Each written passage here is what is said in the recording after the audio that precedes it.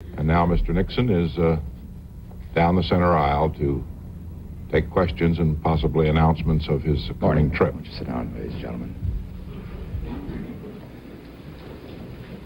Ladies and gentlemen, as you will note from a release from the press office, I will leave on the 23rd of this month for a trip to Europe, which will take me to Brussels, to London, to Berlin and Bonn, to Rome and to Paris.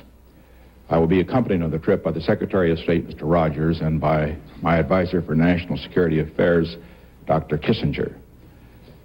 The purpose of the trip I will describe as being a working trip rather than a protocol trip.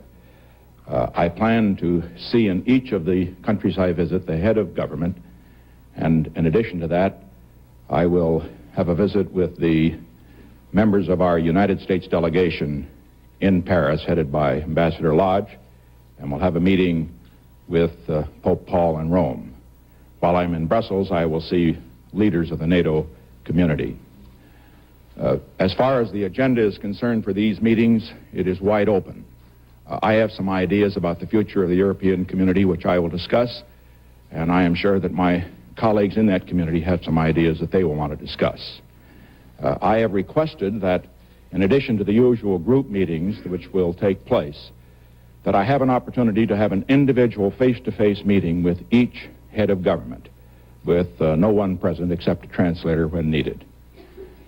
As I look at this trip and what it may accomplish, I want to make very clear that this is only a first step in achieving a purpose that I have long felt is vital to the future of peace for the United States and for the world, and that is the strengthening and revitalizing of the American-European community.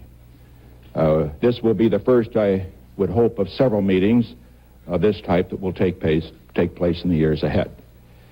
And I would trust that as a result of this meeting and as a result of other meetings that will take place, that this great alliance, which in my view has been the greatest force for peace, to keep the peace over the last 20 years, this great alliance, which was brought together by a common fear 20 years ago, will be held together now and strengthened by a common sense of purpose.